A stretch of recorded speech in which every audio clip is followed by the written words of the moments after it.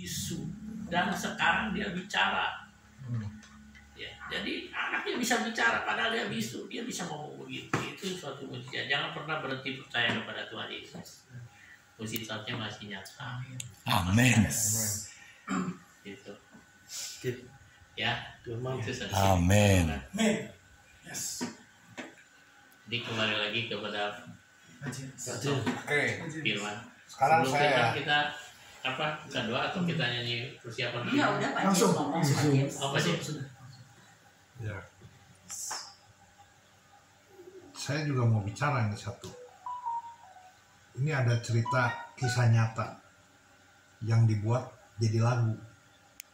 Saat peperangan yang memanjang di Jepang dulu nih, anak ini membawa adiknya yang telah mati di atas pundaknya untuk dimakamkan. Seorang tentara yang melihat keadaan ini berseraya berkata, "Buang saja supaya kamu tidak capek." Si kecil menjawab, "Dia tidak berat.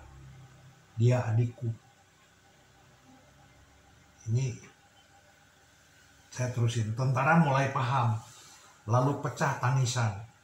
Sejak saat itu gambar di atas menjadi simbol, ada gambarnya di sini, menjadi simbol persatuan di Jepang. Alangkah indahnya itu bila menjadi moto kita semua. Dia tidak berat, dia saudaraku. Jika dia jatuh, aku angkat. Jika ia capek, aku tolong. Jika ia lemah, aku kuatkan. Jika dia salah, aku maafkan. Jika seandainya saja semua meninggalkannya, akan aku bawa dia di atas pundakku.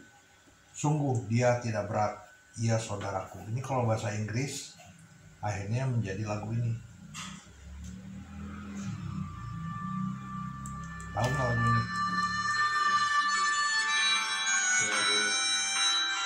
Ian Heavy is my brother. Nah ini memang lagu ini akhirnya True story. Ya, true story. Sampai akhirnya jadi motonya Jepang. Ini kalau diartikan yang tadi saya baca tuh.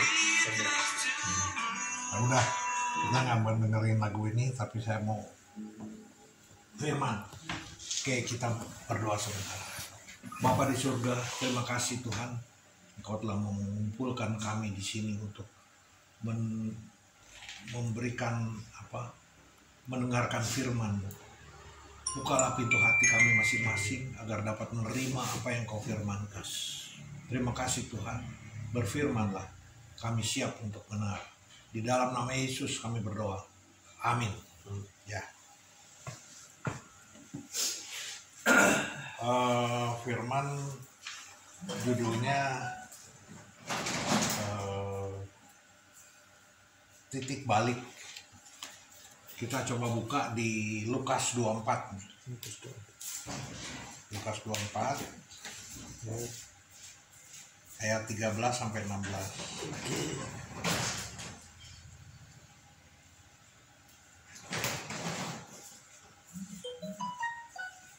Saya bacakan aja. Pada hari itu juga 2 orang dari murid-murid Yesus pergi ke sebuah kampung bernama Emmaus yang terletak kira-kira 7 mil jauhnya dari Yerusalem. Jadi 2 orang ini pergi ke arah Emmaus, meninggalkan Yerusalem ya berarti ya. Dan mereka bercakap-cakap tentang segala sesuatu yang telah terjadi. Kalau nggak salah ini waktu Yesus sudah meninggal nih, sudah disalib. Ketika mereka sedang bercakap-cakap dan bertukar pikiran, datanglah Yesus sendiri mendekati mereka, lalu berjalan bersama-sama dengan mereka. Tetapi ada sesuatu yang menghalangi mata mereka sehingga mereka tidak dapat mengenal Dia. Ini semua kita tahu. Sekarang kalau dilihat mereka tuh murid Yesus yang mungkin 1 minggu yang lalu murid Yesus disalibkan, berarti dia masih kenal dong. Iya. Tapi mengapa dia bisa nggak kenal? Ada yang datang, Yesus datang ngobrol, dia bisa nggak tahu. Jadi mengapa mereka tidak tahu yang bercakap-cakap dengan mereka adalah Tuhan Yesus? Kita lihat. Yang pertama adalah lihat di ayat tadi yang 13 kan. Apa tuh firmannya? Nah, Di Kisah. yang pertama Alamatnya Kisah Para Rasul. Di Lukas. Lukas 24. Ya, Lukas 24 Lukas 24 ayat 13 sampai 15. 13 Di ayat sampai 13 tadi, pada hari itu dua orang muridnya pergi ke sebuah kampung bernama Emmaus. Cuma 7,5 mil dari Yerusalem. Berarti mereka keluar dari Yerusalem, meninggalkan Yerusalem. Jadi yang pertama sampai dia tidak bisa mengenal Yesus adalah mereka menjauhi Yerusalem. Kita harus tahu apa itu Yerusalem. Yerusalem ada yang bilang keluarga, Ya. ada Yerusalem yang bilang adalah hadirat Tuhan. Itu Yerusalem. Jadi setiap hari Pak Vicky selalu itu dalam hadirat Tuhan terus. Jadi terus dengan Yerusalem itu artinya. No. Jadi Yerusalem ada gambar, ada hadirat Tuhan. Jadi kalau kita meninggalkan Yerusalem berarti hadirat Tuhan kita tinggalkan. Ya. Kalau hadirat Tuhan kita tinggalkan, akhirnya kita agak sulit melihat atau mendengarkan suara Tuhan. Yes. Mungkin kita nggak kenal Tuhan datang juga kita nggak tahu, jadi lupa. Padahal kita sudah kenal Tuhan. Ini dua murid tadi. Jadi kata Yesus jangan tinggalkan Yerusalem sebelum mereka penuh dengan Roh Kudus. Ini di kitab mana pernah bilang bicara begitu. Mungkin kita sedang bingung, mungkin ada masalah, maka jangan jauh dari Yerusalem atau kuasa Tuhan. Yes. Tetap walaupun ada masalah apapun kita harus dekat. Begitu kita menjauhi kuasa Tuhan, hadirat Tuhan kita jauhi, jauh dari persekutuan dengan rekan-rekan seperti sekarang ini. Ya. Lama kita nggak berhubungan fellowship, dengar firman, dengar kesaksian, itu tuh penting. Yes. Ini berarti kita dekat di Yerusalem nih, terus hadirat Tuhan. Kalau kurang itu berkurang, kepekaan kita terhadap Tuhan pasti berkurang. Nah, ini yang tadi mereka jadi nggak lupa Tuhan datang, mereka nggak tahu siapa dia. Jadi yang kalau kita sudah dalam menjauhi Yerusalem ini, jadi jangan jauh dari hadirat Tuhan satu ini. Terus jangan jauh dari damai dan sukacita Tuhan selalu. Jangan jauh dan melenceng dari rencana Tuhan buat kita. Rencana Tuhan pengennya bagaimana, itu kita harus ikutin. Walaupun pahit, sulit dan segala macam. Jangan melenceng dari persekutuan. Ibadah kita dengan saudara-saudara seiman seperti ini. Jangan melenceng lah istilahnya, hujan nih, malas nih. Kalau bisa kita jangan gara-gara hujan kita nggak datang. Datang pasti ada sesuatu pasti. Sedikit atau enggak pasti ada. Nah, kedua, yang pertama tadi adalah karena dia menjauhi Yerusalem ya. Jadi dia seperti dibutakan. Kedua, ada sesuatu yang menghalangi mata mereka. Itu kadang-kadang menghalangi mata mereka itu masalah-masalah di luar. Jadi seperti tantangan hidup, kesulitan hidup, tantangan hidup, nggak ada duit, atau persoalan bagaimana lah, hutang piutang, pokoknya masalah lah. Itu kadang-kadang kita jadi lupa sama Tuhan. Kita menghalalkan segala cara. Wah, mesti begini, lupa. Harusnya minta maaf dulu tadi. Kita jadi nggak minta maaf dulu. Itu lupa semua yang tadi 3 hal itu. Mengampuni juga tidak, lupa semua. Nah itu karena gara-gara kadang-kadang tantangan hidup, persoalan itu. Jadi hati-hati kalau ada persoalan, hati-hati. Kita tetap harus hadirat Tuhan Yerusalem. Sampai pada saat orang Israel 10 tulah, bangsa Israel dikasih 10 tulah, tetap tidak digubris pada saat itu. Dikasih apa, gimana, lupa mereka karena persoalan hidup mereka waktu itu dijajah oleh bangsa Romawi. Sampai diapain juga oleh Tuhan, mujizat segala macam, mereka lupa. menjadi tidak menyadari kebaikan Tuhan. Apa yang Tuhan sudah berikan, mereka sampai laut dibuka. Mereka lupa setelah itu. Kenapa saya dibawa ke sini? Padahal dengan mujizat dari Tuhan sudah diberikan, mereka bisa lupa. Karena sudah lupa, karena segala macam tantangan hidup, segala macam itu. Jadi kecewa, pahit, hati, kecewa, itu hati-hati. Kita bisa kadang-kadang lepas dari Tuhan. Coba lihat Amsal 18 ayat 19a, coba. Itu di situ. Amsal 19 ayat 18. Amsal 18 ayat 19a. Coba baca Pak Peki. Saudara yang dikhianati lebih sulit dihampiri daripada kota yang kuat. Amin. Kalau sudah ada dikhianati, itu didatengin sama kita susah. Orang kalau udah begitu, itu susah. Dibilang bagaimanapun susah. Jadi ini memang kenyataan hidup. Orang kalau sudah lagi susah, lagi pahit, lagi pahit hati, kita datengin cara apapun kadang-kadang susah.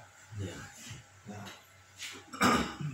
jadi titik baliknya di Lukas 25 ayat 15 tadi ya. Iya, tadi. Lukas yang tadi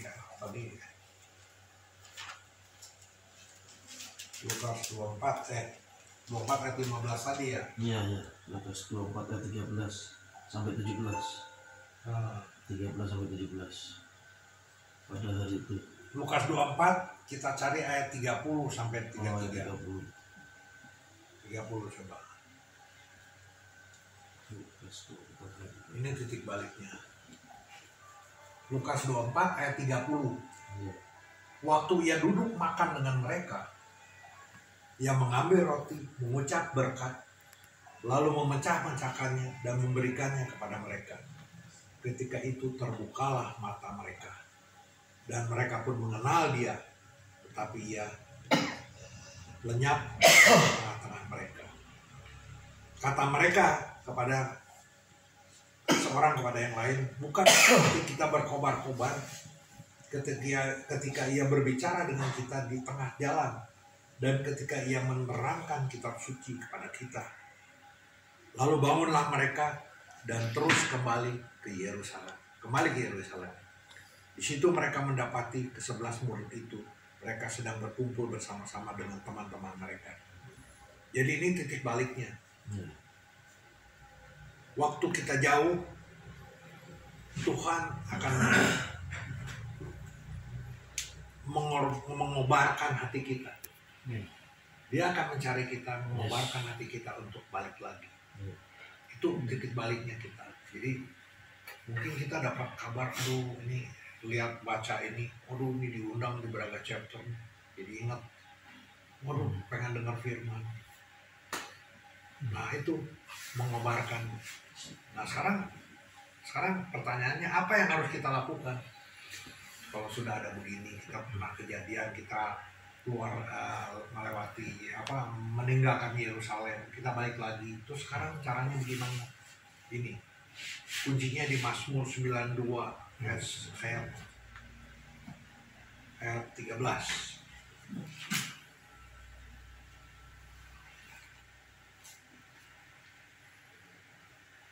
Coba ada yang bisa baca. Mereka yang ditanam di bait Tuhan akan bertunas di pelataran Allah kita.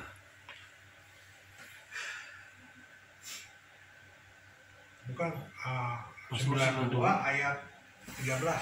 Ayat 13. Orang yang benar akan bertunas seperti pohon korma, akan tumbuh subur seperti pohon aras di Libanon. Nah itu cuman dua hal ini.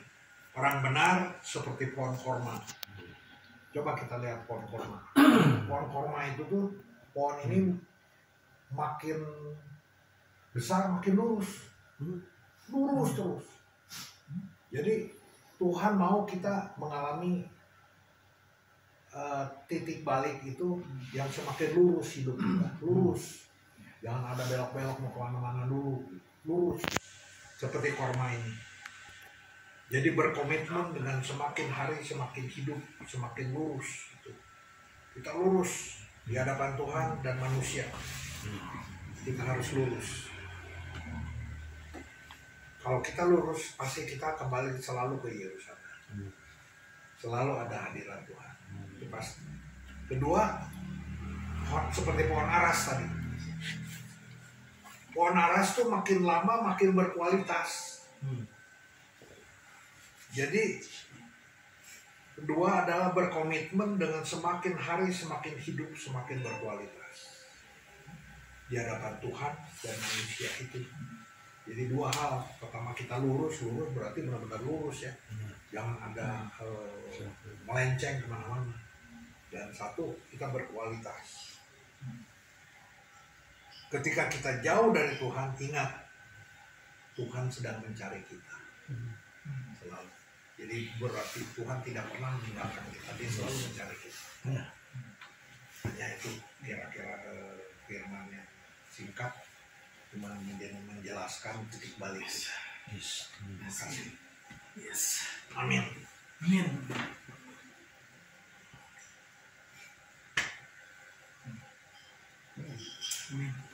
Ya, terima kasih Pak.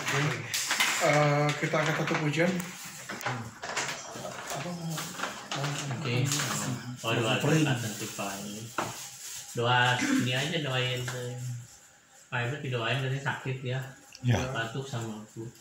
berdoa dia. Tapi dia memberikan penampilan luar biasa di sana. Semangatnya luar biasa jadi. Baik di Ponorogo di Jawa Timur maupun di Karawang dan dulu bulan lalu di Purwakarta.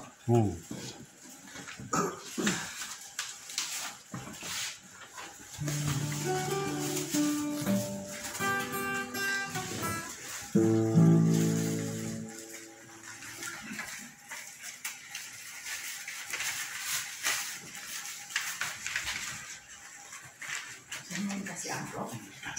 Oh, iya Ibu. Oh, ini siapa? Oh, Siapa? Beres sudah. Beres. Siapakah aku ini?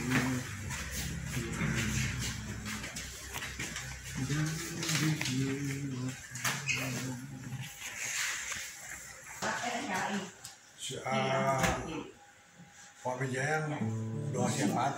Iya. Iya. Doain siapa?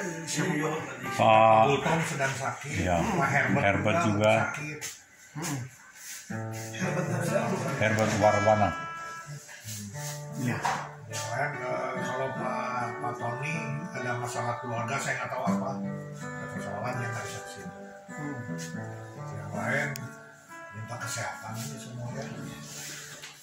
Pak Kesehatan. Gultom, Pak Herbert ya. Pak Herbert dah. Pak Tony masalah keluarga ya. Ya. Pak Tony Tejo. Tony Kurniawan.